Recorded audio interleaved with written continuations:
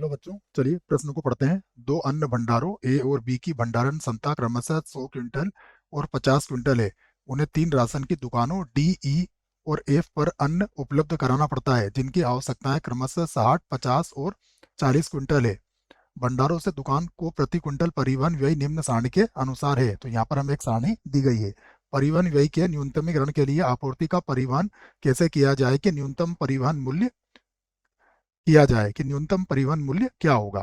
तो हमें यहाँ पर न्यूनतम परिवहन मूल्य इस प्रश्न के लिए ज्ञात करना है। ये रैखिक प्रोग्रामन की एक समस्या है। प्रश्न को हल करेंगे उसके पहले हम मुख्य अवधारणा लिखेंगे। तो मुख्य अवधारणा, मुख्य अवधारणा में हम प्रश्न को किस प्रकार हल करेंगे इस बात पर चर्चा करेंगे और इससे संबंधित सूत्र को भी लिखेंगे। तो सूत्र तो यहाँ पर लगेगा नहीं, बस हमें इसकी क्रिया विधि पर विचार करना है कि सबसे पहले हम असमीका बनाएंगे। तो असमीका का निर्माण करना है हमें तथा हल हल करना है। उसके बाद दूसरी मुख्य अवधारणा हमारी होगी इस बात की कि असमीका को हल करने के बाद हम लोग इससे सुसंगत क्षेत्र प्राप्त करेंगे। सुसंगत क्षेत्र प्राप्त करना, ये प्रश्न के लिए हमारी मुख्य अवधारणा होगी। उसके बाद हम कोणीय बिंदु की सारणी की सहायता से इस प्रश्न को हल कर लेंगे। अब बच्चों, प्रश्न को समझने के लिए हम लोग क्या करते हैं, यहाँ पर एक चित्र बनाते हैं। उस चित्र की सहायता से प्रश्न में थोड़ा सा और अच्छे से समझ में आ जाएगा। ठीक है, तो इस प्रकार का एक चित्र बनाते हैं। यहाँ पर हम हमें क्या क्या कहा गया है, देखिए। सबसे पहले दो अन्न भंडार ए और बी हैं। तो अन्न भंडार ए यहाँ पर लिख देता हूँ मैं और अन्न भंडार बी यहाँ पर लिख देता हूँ। उसके बाद ये राशन की दुकानें मैंने यहाँ पर बना ली है। ये तीन हमारी राशन की दुकानें हो गई। अब मान लीजिए मैं ये से इसको कितना कुंटल अनाज भेजता हूँ, अन्न X कुंटल भेजता हूँ और इसे भेजता हूँ Y क्विंटल। ठीक है, तो इसे कितना भेजूंगा ये भी पता लगा लेते हैं। अन्न भंडारों की क्षमताएं कितनी कितनी दे रखी है, 100 क्विंटल और 50 क्विंटल। तो इसकी तो 100 क्विंटल है और इसकी 50 क्विंटल क्षमता है। और राशन की दुकानों की क्षमताएं कितनी है, 60, 50, 40। ठीक है, ये है 60, 50 और 40। ये इनकी क्षमताएं दे रखे। ये डी है, ये ई है और ये हमारे लिए एफ हो जाएगा। तो देखिए, यदि एक्स और वाई की यहाँ पर बात करें तो अब हमारे पास कितना हो जाएगा, इनके ये 100 है तो 100 से हमने कितना दे दिया, एक्स और वाई तो दे दिया, तो बचा हुआ किसको दे देंगे, हम इसे दे देंगे। तो ये हो जाएगा 100 माइनस का एक्स और माइनस का वाई। अब यहाँ समझिएगा, देखिए एक्स तो इसने ले लिया। अब इसको कितने की आवश्यकता है, दुकान डी को, इसको आवश्यकता है 60 माइनस एक्स की। तो ये 60 माइनस एक्स इस दुकान से ले लेगा। इसने वाई तो ले लिया था, इसको कितने की आवश्यकता है, 50 माइनस वाई की। तो 50 माइनस वाई ये यहाँ से ले लेगा। और ये दो तरीके से कर सकते हो, 40 में से आप 100 माइनस एक्स माइनस वाई को घटा दो, बचा हुआ इसको ले लेगा। तो ये क्या बन जाएगा हमारे पास, चिन्ह बदल जाएगा। तो ये हो जाएगा एक्स प्लस वाई और घटाएंगे तो कितना आ जाएगा, ये माइनस का 60 आ जाएगा। ठीक है, तो मैं लिख लेता हूँ इस बात को, चाहो तो, कि माना माना ए से डी कॉमा ई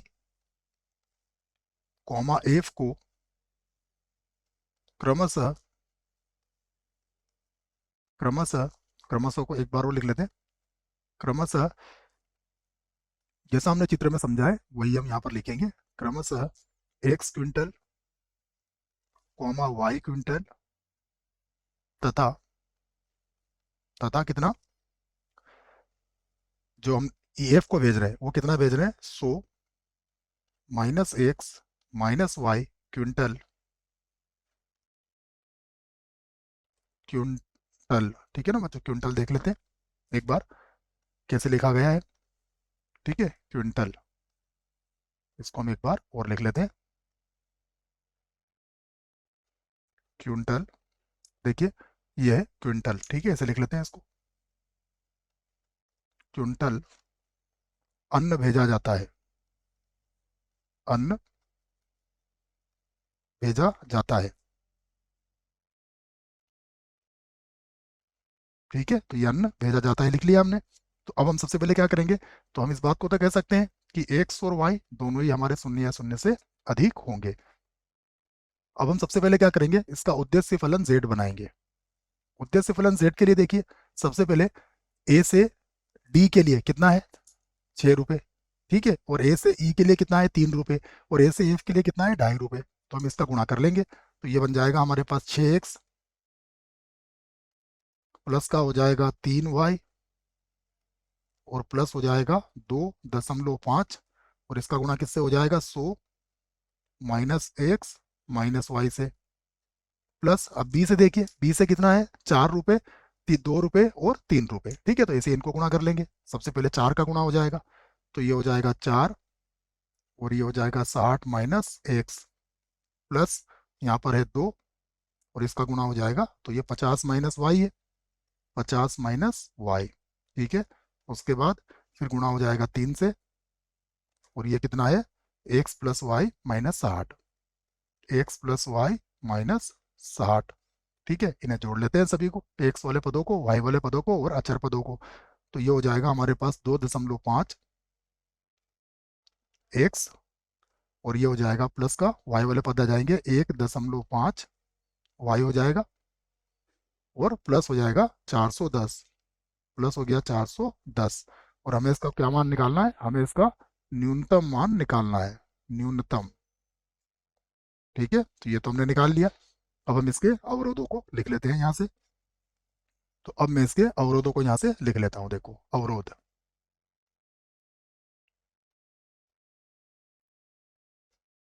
तो अवरोध में देखिए, पहला अवरोध क्या होगा हमारे पास, पहला अवरोध होगा कि ये सभी जीरो से बड़े होना चाहिए, जीरो या जीरो से अधिक होना चाहिए। तो एक्स और वाई तो जीरो से बड़े हैं ही। अगला अवरोध क्या होगा हमारे पास कि 100 माइनस एक्स माइनस वाई, ये किससे बड़ा होना चाहिए, जीरो या जीरो से बड़ा होना चाहिए। तो इसके आधार पर हम इसे क्या लिख सकते हैं कि एक्स प्लस वाई ये छोटा या बराबर होगा किससे, 100 से। अगला अवरोध देखिए क्या लिखेंगे, 60 माइनस एक्स, 60 माइनस एक्स ये भी जीरो या जीरो से बड़ा होना चाहिए। तो इस आधार पर क्या हो जाएगा, एक्स का मान 60 या 60 से कम हो जाएगा। ठीक है, अगला अवरोध देखिए 50 माइनस वाई, तो यहाँ लिख देता हूं मैं, 50 माइनस वाई ये भी जीरो या जीरो से बड़ा ही होगा। तो वाई का मान क्या हो जाएगा, 50 या 50 से कम हो जाएगा, ये लिख दिया हमने। अगला अवरोध देखें, x plus Y, x plus y minus का 60 ये क्या होना चाहिए, जीरो या जीरो से बड़ा। तो यहाँ पर हो जाएगा एक्स प्लस वाई और ये हो जाएगा जीरो या जीरो से बड़ा हो जाएगा 60। उसके बाद जो हमारा अंतिम अवरोध है वो कितना है, वो मैं यही लिख देता हूँ। अंतिम अवरोध है कि एक्स और वाई दोनों ही क्या होंगे, जीरो से बड़े होंगे, ये हमने पहले ही लिख लिया है। ठीक है, अब हम एक एक करके इनको हल करेंगे। तो सबसे पहले पहला अवरोध हम यहाँ पर हल करने वाले हैं, यहाँ से लिख देते हैं हम पहला अवरोध। ठीक है, क्या था हमारे पास, X plus Y, x plus Y छोटा या बराबर है किससे, 100 से। के हल क्षेत्र के लिए, हल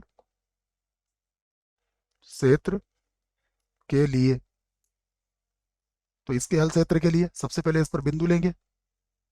के लिए सर संगत समीकरण बना लेते हैं, के लिए संगत समीकरण, संगत समीकरण क्या बनेगी, देखो संगत समीकरण हो जाएगी एक्स प्लस वाई बराबर हो जाएगा 100। चाहे तो ऐसे समीकरण एक बना सकते हैं, एक्स प्लस वाई बराबर 100। अब हम इस पर बिंदु ले लेते हैं, तो बिंदु आसानी से मिल जाएंगे हमें। एक बिंदु मिलेगा 100, 0, दूसरा बिंदु मिलेगा 0, 100। और ये जो असमीका है, असमीका मूल बिंदु 0, 0 को संतुष्ट करती है, संतुष्ट करती है। अब हम इसका दूसरा अवरोध ले लेंगे। दूसरा अवरोध था एक्स का मान छोटा या बराबर है किसके, 60 के, यही था हमारे पास। ठीक है, तो के हल क्षेत्र के लिए, के हल क्षेत्र के लिए सबसे पहले संगत समीकरण बनाएंगे। संगत समीकरण क्या बनेगी? ये बनेगी x बराबर 60, और ये से समीकरण 2 बना देंगे हम। इस पर बिंदु ले लेंगे। इस पर 2 बिंदु हम कोई से भी ले सकते हैं, तो यहाँ लिख देता हूँ मैं बिंदु। बिंदु में देखिए x का मान कितना है? 60 है। y का मान चाहे 0 हो, x का मान 60 ही होगा, चाहे y का मान आप पूरा 60 रख लो। और यह असमीका मूल बिंदु को संतुष्ट करती है, तो हम लिख देते हैं असमीका, असमीका मूल बिंदु 0 0 को संतुष्ट करती है। संतुष्ट करती है। अब हम इसका तीसरा अवरोध ले लेते हैं। तीसरा अवरोध क्या है हमारे पास? देखिए कि y का मान 50 या 50 से कम है। y का मान कम है किससे? 50 से। के हल क्षेत्र के लिए, के हल क्षेत्र के लिए, अब इसके हल क्षेत्र के लिए देखिए क्या होगा? संगत समीकरण लेंगे। संगत समीकरण क्या बनेगी? y बराबर 50 हो जाएगी। इस पर क्या लेंगे? बिंदु। तो देखो बिंदु में y का मान तो 50 है, चाहे x का मान 0 रखो तब भी 50 आएगा, चाहे y का मान 50, x का मान 50 रखो तब भी y का मान 50 ही आएगा। और असमीका, असमीका मूल बिंदु को संतुष्ट करती है। असमीका मूल बिंदु 0 0 को संतुष्ट करती है। संतुष्ट करती है, ये हमारे पास तीसरा अवरोध भी हमने लिख लिया है इसका। अब हम इसका चौथा अवरोध लिख लेते हैं। देखो तो यहाँ से लिख देता हूँ मैं इसका चौथा अवरोध। चौथा अवरोध क्या है? x प्लस वाई बड़ा या बराबर है किसके? 60 के हल क्षेत्र के लिए, हल क्षेत्र के लिए संगत समीकरण बनाएंगे। संगत समीकरण, तो इसके संगत समीकरण क्या बनेगी? देखो इसके संगत समीकरण बनेगी x प्लस वाई बराबर 60। ठीक है, तो ये समीकरण नंबर 4 बन जाएगी। अब इस पर बिंदु ले लेंगे। तो बिंदु देखिएगा आसानी से ले सकते हैं। x का मान 0 तो y का मान 60 आएगा, तथा यदि y का मान 0 रखा तो x का मान 60 आ जाएगा। परंतु यह समीका मूल बिंदु को संतुष्ट नहीं करती है। असमीका मूल बिंदु 0 0 को संतुष्ट नहीं करती है। नहीं करती है। इसके बाद हम पांचवा अवरोध ले लेते हैं, जो कि हमारा किस प्रकार होगा कि x और y दोनों या 0 से बड़े होंगे का हल क्षेत्र, का हल क्षेत्र कहाँ आता है? प्रथम चतुर्थांश में होता है। प्रथम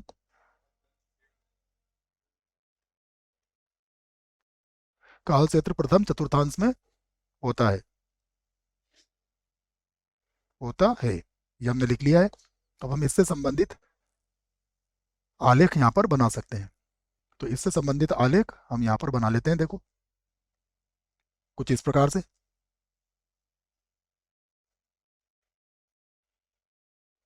ये हमने इससे संबंधित आलेख यहाँ पर बनाने का प्रयास करेंगे हम। अंतर की बात करें तो 20 20 का अंतर ले लेंगे, क्योंकि 100 तक ही जाना है हमें। तो पहला बिंदु देखिएगा, पहली रेखा पर बिंदु क्या था हमारे पास? 20 40 60 80 और 100। तो ये बिंदु क्या आ जाएगा? 0 100 आ जाएगा। 20 40 60 80 और 100। तो ये जो बिंदु होगा ये कितना हो जाएगा? ये हो जाएगा हमारे पास 100 0, 100 0। ठीक है। इसको मिलाती हुई हम एक रेखा यहाँ पर खींच सकते हैं और इसे हम समीकरण एक वाली रेखा का नाम दे सकते हैं। बड़े सवाल है क्योंकि दूसरी पर बिंदु देखिएगा, दूसरी क्या थी हमारे पास, दूसरी असमीका हमारे पास थी 60 वाली, x का मान 60 वाली, तो 20 40 60 यहाँ पर मिलेगा। ये बिंदु होगा हमारा 60,0, तो ये आ जाएगी इस प्रकार से, ये आ जाएगी 60 वाली। तो ये हमारे पास समीकरण 2 बना दिया हमने। उसके बाद y बराबर 50, तो 20 40 50, 50 यहाँ पर कहीं पर मिलने वाला है। ये कुछ इस प्रकार से आपको ये 50 मिल जाएगा, ठीक है।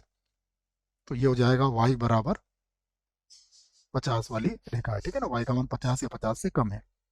उसके बाद अगली कितनी है, 60 वाली, तो 60 वाला बिंदु आपको यहाँ पर मिलेगा, ये बिंदु होगा आपका 60, ठीक है। और उसके बाद ये चाहे तो 50 वाली रेखा तो थोड़ी सी और नीचे खींच सकते हो आप, थोड़ी सी और नीचे खींच लो, इसको बीचों बीच दिखना चाहिए, ठीक है, तो वो सही रहेगा। इसको ऊपर वाली को हटा देते हैं वहां से, ठीक है, ये हटा दी हमने यहाँ से। अब 60 बिंदु कहाँ मिलेगा हमें, देखिए यहाँ मिल जाएगा 0,60, और एक बिंदु हमें यहाँ मिल जाएगा 0,60, यहाँ पर था, तो ये 0,60 पहले से ही हमारे पास था, ठीक है। तो ये हमारे पास समीकरण 4 है, और ये हमारे पास समीकरण 3 वाली या असमीका 3 वाली रेखा है। अब देखिए, अगर हम इनका हल क्षेत्र बनाएं तो इनका हल क्षेत्र कहाँ बनेगा, ये होगा इनका हल क्षेत्र, क्योंकि केवल जो नंबर 4 वाली असमीका है वो मूल बिंदु को संतुष्ट नहीं करती है, बाकी सभी असमीकाएं मूल बिंदु को संतुष्ट करती है। इसका अर्थ ये हुआ कि मैं इस पे बिंदु ले लेता हूँ, देखो पहला बिंदु हो जाएगा मेरे पास ए, एक बिंदु ले लूंगा मैं इसको बी, ये बिंदु हो जाएगा सी, और ये बिंदु हो जाएगा डी। तो हमारे हमें 4 बिंदु मिल जाएंगे, ए बी सी और डी, डी नहीं बच्चों ये यहाँ मिलेगा, ठीक है ना, ये बिंदु गलत लिख दिया मैंने, यहाँ पर हमें बिंदु ढूंढना पड़ेगा डी, ठीक है ना, ये बिंदु होगा डी, वो तो ऊपर चला गया, उससे कोई मतलब नहीं हमें, क्योंकि वो हमारे सुसंगत क्षेत्र में नहीं है, ठीक है, हटा दिया मैंने उसको। अब हम सबसे पहले बात करेंगे कि हमें कौन सा बिंदु प्राप्त करना है।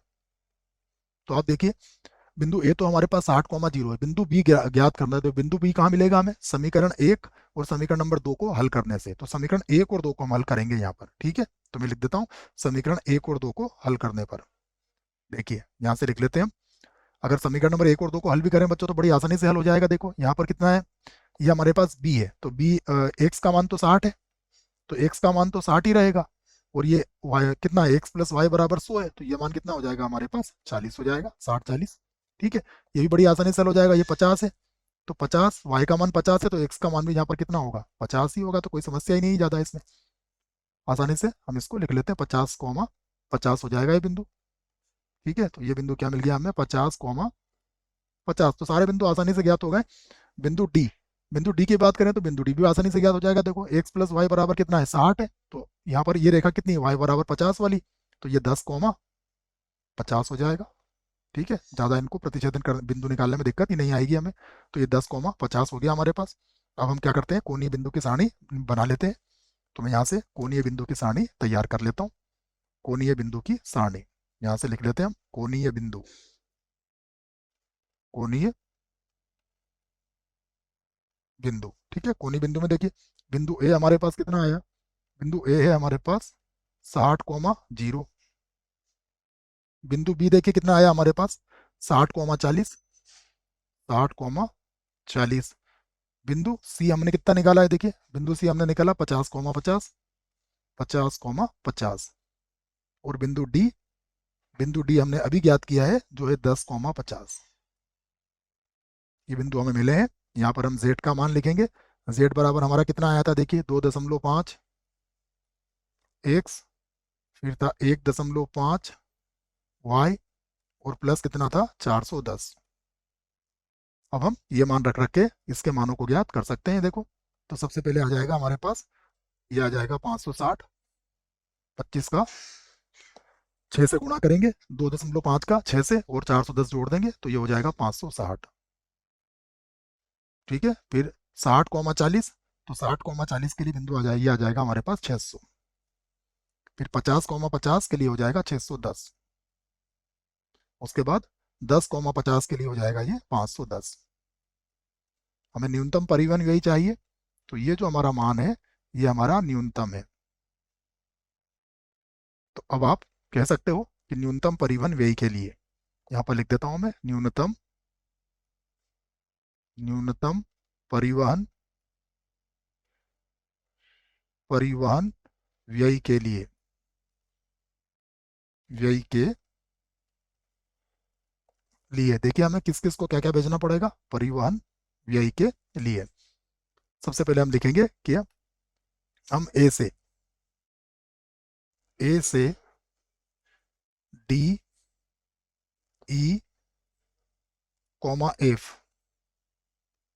को क्रमशः क्रमशः 10 क्विंटल, क्रमशः 10 क्विंटल, 50 क्विंटल, और घटाएंगे इसको तो फिर से आ जाएगा ये 40। ठीक है, 100 में से घटाएंगे तो 40 क्विंटल क्विंटल अन्न अन्न भेजा जाएगा, अन्न भेजा जाएगा। ये हो गया हमारे पास। ठीक है, उसके बाद देखिए अब बी से डी ई कॉमा एफ को क्रमशः, देखिए जो हमारा एक्स के मान कितना आया है 10 और वाई का मान कितना आया है 50, जब इसको हल करेंगे तो ये आ जाएगा हमारे पास। सबसे पहले तो 50, बी को देखो कैसे आया 50, यहाँ से समझ लीजिए आप, जो चित्र भी आपको बना दिया था मैंने। देखिए यहाँ पर एक्स का मान कितना आया हमारा 10 आया, तो 60 में से 10 जाएगा, कितना बचेगा 50। 50 में से 50, वाई का मान 50 है तो ये 0 बचेगा, और यहाँ पर भी 0 आ जाएगा। ठीक है, तो ये हम इसको एक बार यहाँ लिखना पड़ेगा हमें, क्रमशः 50 क्विंटल,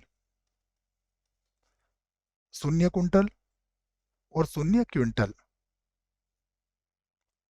क्विंटल अन्न भेजा जाएगा, अन्न भेजा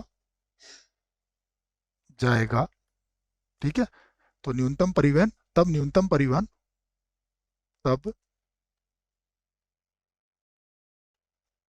न्यूनतम परिवहन परिवहन व्यय, न्यूनतम परिवहन व्यय कितना होगा 510 रुपये होगा। तो ये हमारे प्रश्न का उत्तर है। आशा करता हूं बच्चों प्रश्न का उत्तर अच्छे से समझ में आया होगा। धन्यवाद।